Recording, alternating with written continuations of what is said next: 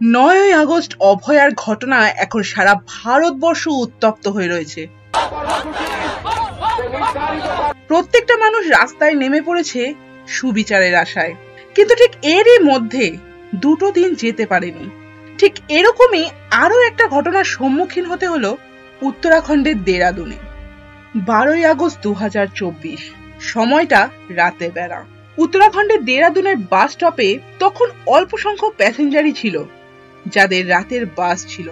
ঠিক সেই সময় বাস স্ট্যান্ড থেকে একটু দূরে একটা ম্যাগি স্টলে বছর 15-16 একটা মেয়েকে বসে থাকতে দেখা যায়। তখন এক গার্ড সেখান থেকে যাচ্ছিলেন। তার নজর মেয়েটির দিকে পড়তেই সে দেখতে পেল মেয়েটি খুব স্বাভাবিক অবস্থায় ছিল না। সে খুব ভয়ে ভয়ে চারিদিকে তাকাচ্ছে। তার সামনে একটা লোককেও দেখা গেল যাকে দেখে সে ভীষণই আনকমফোর্টেবল ফিল করছিল।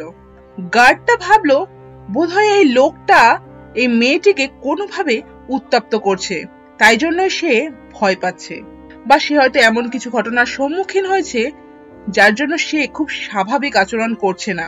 সে আর সময় নষ্ট না করে পুলিশকে খবর করলো। পুলিশ তৎক্ষণাৎ সেখানে চলে এলো। পুলিশ এসে মেয়েটাকে জিজ্ঞাসা করলো তার নাম বা বাড়ি কোথায়, কিন্তু সে কোনো রকম উত্তরই করতে পারলো না। আরো বিভিন্ন রকম প্রশ্ন করলেও মেয়েটির অবস্থা তখন এরকম ছিলই না যে সে কোনো রকম কোনো উত্তর করতে পারবে। মেয়েটির অবস্থা দেখে বোঝাই যাচ্ছিল সে ভীষণ ভয় পেয়ে গেছে। মেয়েটি পুলিশদের দেখেও প্রচন্ড ভয় পেয়ে যাচ্ছিল। সে কোনো রকম কোনো প্রশ্নের উত্তর দিতে পারছিল না, শুধু তার কাছে থাকা নিজের ব্যাগটাকে জড়িয়ে ধরে কান্না করছিল। আর আশেপাশে যে কোনো লোককে দেখলেই সে প্রচন্ড ভয় পেয়ে যাচ্ছিল।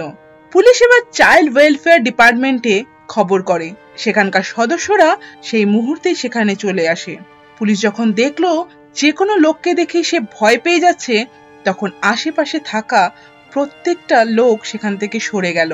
আর মহিলা পুলিশ আর সেই চাইল্ড ওয়েলফেয়ার ডিপার্টমেন্টের মহিলা কর্মচারীরা তার কাছে গিয়ে তাকে জিজ্ঞাসা করতে লাগলো সে কোথা থেকে এসছে, সে কোথায় যেতে চায়, তার সাথে কেউ ছিল কিনা, সে কি হারিয়ে গেছে কিনা। এতগুলো কথার প্রশ্নে সে শুধু এটুকুই জানালো যে সে পাঞ্জাবের পাটিয়ালা যেতে চায়। আর কোন রকম কোনো উত্তর সে করতে পারছিল না। এটা দেখে তারা বুঝে গিয়েছিল যে মেয়েটি খুব বিপদের মধ্যে আছে বা সে কোনো ভয়ঙ্কর ঘটনার সম্মুখীন হয়েছে। তাই তাকে সেখানে একা ফেলে না রেখে পুলিশ তাদের সঙ্গে তাকে নিয়ে গেল। আর সে 2 দিন ধরে সেই চাইল্ড ওয়েলফেয়ার ডিপার্টমেন্টেই ছিল, তার চিকিৎসা চলছিল। কিন্তু এই 2 দিনের মধ্যে সে একটু ঠিক হলো যখন, তখন সে এমন কিছু ঘটনা তাদেরকে বলল যা শুনে তোমাদের পায়ের তলা থেকে মাটি সরে যাবে। যেহেতু এই ঘটনার সূত্রপাত বাস স্ট্যান্ডে, তাই পুলিশ বুঝে গিয়েছিল যে এই বাস স্ট্যান্ড থেকে কোনো না কোনো সূত্র তারা ঠিক খুঁজে পাবে। আর এই বাস স্ট্যান্ডে সিসিটিভি ক্যামেরা মজুদ ছিল।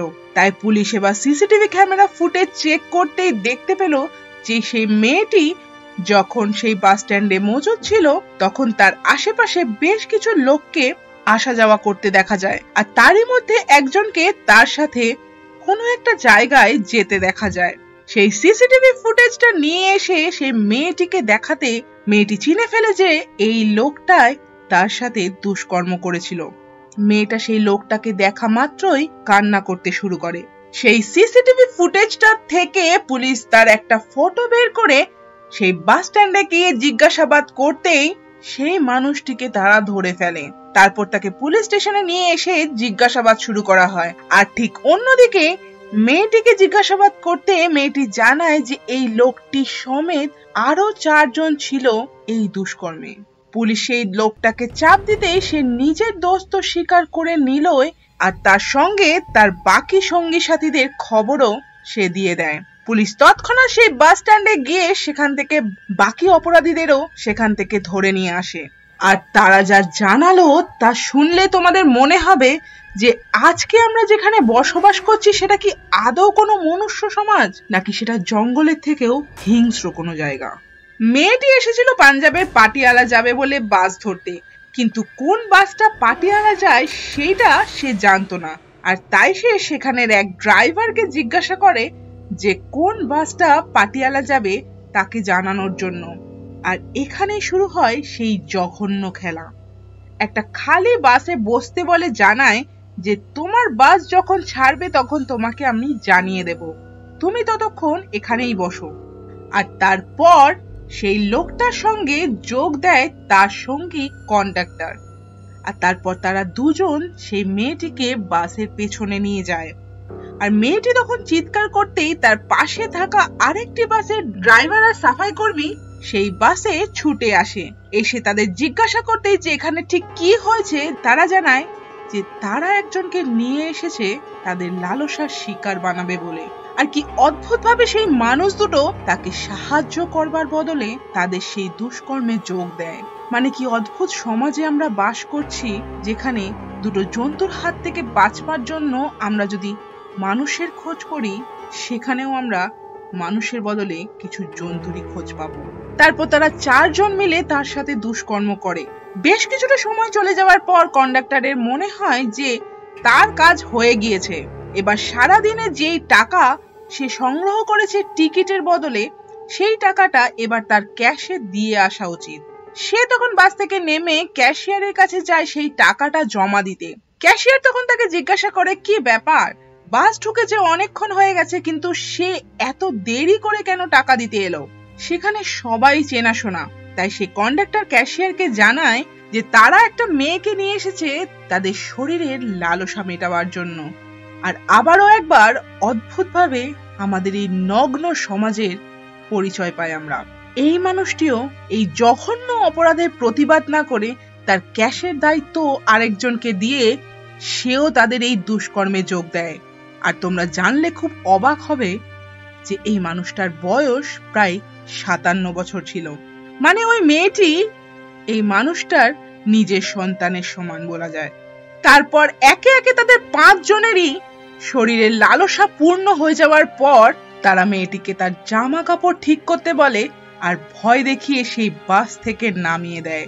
প্রচন্ড ভয় পেয়ে গিয়ে মেয়েটি সেই ম্যাগি স্টলে বসে কান্না করতে থাকে।